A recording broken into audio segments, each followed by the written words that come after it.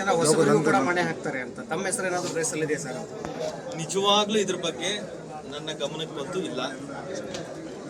ಏನಾದರೂ ಅಂಥ ಜವಾಬ್ದಾರಿ ನನ್ನ ಮೇಲೆ ಬರುತ್ತೆ ಅಂದರೆ ನಮ್ಮ ಜಿಲ್ಲೆಯಲ್ಲಿ ಬಹಳ ಹಿರಿಯರು ಸೀನಿಯರ್ ಮೋಸ್ಟ್ಗಳು 3 ಜನ ಇದ್ದಾರೆ.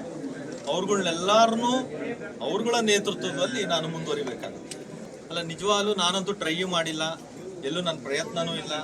ಆಮೇಲೆ ನನ್ನ ಗಮನಕ್ಕೆ ಯಾವುದೇ ಇಲ್ಲಿಯವರೆಗೂ ಯಾವುದೂ ಒಂದು ನನ್ನ ಗಮನಕ್ಕೆ ಬಂದಿಲ್ಲ ಸರ್. ದೆಹಲಿಗೆ ಹೋಗಿದ್ದು ಕೂಡ ಸುಮ್ಮನೆ ಹೋಗಿ ಬನ್ನಿ. ಹಾಂ, ದೆಹಲಿಗೆ ಹೋಗಿದ್ದಿದ್ದು ನನ್ನ ಖಾಸಗಿ ನಂದು ಬಿಸ್ನೆಸ್ ಪರ್ಪಸ್ಗೋಸ್ಕರ ಹೋಗಿದ್ದಿದ್ದು. ನಾನು ಅಲ್ಲಿದ್ದು ಬರೀ 1 ಅವರ್ ಏರೋ ಸಿಟಿಯಿಂದ ಮುಂದಕ್ಕೂ ಹೋಗಿಲ್ಲ. ಏರೋ ಸಿಟಿಯಲ್ಲೇ ಒಂದು ಮೀಟಿಂಗ್ ಇತ್ತು, ಮೀಟಿಂಗ್ ಮುಗಿಸ್ಕೊಂಡಿದ್ದೀನಿ, ನೆಕ್ಸ್ಟ್ ಫ್ಲೈಟ್ ಹತ್ತಿದ್ದೀನಿ. ನಾನು ಇಷ್ಟೇ ಮಾಡಿರೋವಂಥದ್ದು. 6 ಗಂಟೆಗೆ ಇಳಿದಿದ್ದೀನಿ, 9:30 10 ಗಂಟೆ ಫ್ಲೈಟ್ ರಿಟರ್ನ್ ಬರ್ಸಕ್ಕೆ. ವೇಳೆ ಮಂತ್ರಿ ಸ್ಥಾನ ಕೊಟ್ಟರೆ ಅಲ್ಲ, ಜವಾಬ್ದಾರಿ ಕೊಟ್ರೆ ಬೇಡ ಅಂತ ಅನ್ನಲ್ಲ, ಬಟ್ ನಾನಂತೂ ಟ್ರೈ ಮಾಡಿಲ್ಲ.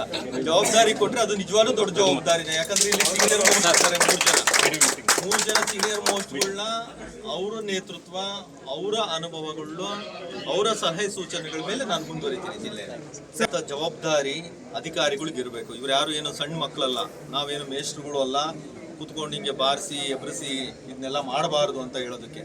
ಅವ್ರುಗಳಿಗೆ ಅವರ ಸ್ಥಾನದ ಮಹತ್ವ ಮತ್ತು ಈ ಸಭೆಯ ಮಹತ್ವ ಅವ್ರಿಗೆ ಅರಿವಿರಬೇಕು. ಅದನ್ನ ಪ್ರತಿ ಮೀಟಿಂಗಲ್ಲೂ ನಾವು ಕೂಡ ಅಬ್ಸರ್ವ್ ಮಾಡ್ತಾ ಇರ್ತೀವಿ, ಅದನ್ನ ಹೇಳ್ತಾ ಇರ್ತೀವಿ. ನಾವು ಎಷ್ಟೇ ಬಾರಿ ಹೇಳಿದ್ರು ಕೂಡ ಅವ್ರು ಮತ್ತೆ ಅದನ್ನು ಮಾಡ್ತಾನೇ ಇರ್ತಾರೆ. ಅಲ್ಲಿ ಎಲ್ಲರೂ ಮಾಡ್ತಾರೆ ಅಂತಲ್ಲ, ಅದರಲ್ಲಿ 1-2% ಜನ ಅವರು ಮಾಡ್ತಾನೆ ಇದ್ದಾರೆ. ಈಗ ಮುಂದುವರಿದ ಸಭೆಯಲ್ಲಿ ಅದನ್ನ ಮತ್ತೆ ಇನ್ಸ್ಟ್ರಕ್ಷನ್ ಕೊಡುವಂಥದ್ದು. ಈಗ ಡಾಕ್ಟರ್ಗಳ ಬಗ್ಗೆ ಏನು ಆರೋಪ ಈಗ KDP ಸಭೆಯಲ್ಲಿ ಬಂದಿದೆ, ಇದನ್ನ ನಾನು ಮುಂದಿನ ದಿನಗಳಲ್ಲಿ ಅಂದರೆ ನೆಕ್ಸ್ಟ್ ವೀಕ್, ಈಗ CM ಕಾರ್ಯಕ್ರಮ ಮುಗಿದ ನಂತರ ನಾನು ಜಿಲ್ಲಾ ಆಸ್ಪತ್ರೆಯಲ್ಲಿನೇ ಒಂದು ಮೀಟಿಂಗ್ ಕಾಲ್ ಮಾಡ್ತೀನಿ. ಆ ಮೀಟಿಂಗಲ್ಲಿ ಇದರ ಸತ್ಯಾಸತ್ಯತೆಗಳನ್ನ ಪರಿಶೀಲನೆ ಮಾಡೋದ್ರ ಜೊತೆಗೆ ಅವ್ರಿಗೆ ಕ್ಲಿಯರ್ ಇನ್ಸ್ಟ್ರಕ್ಷನ್ಸ್ ಕೊಡುವಂಥದ್ರ ಜೊತೆಗೆ ಆ ವರದಿಯನ್ನು ಕೂಡ ಸಂಬಂಧಪಟ್ಟ ಸಚಿವರಿಗೆ ತಲುಪಿಸುವಂಥ ವ್ಯವಸ್ಥೆ ಮಾಡ್ತೇನೆ.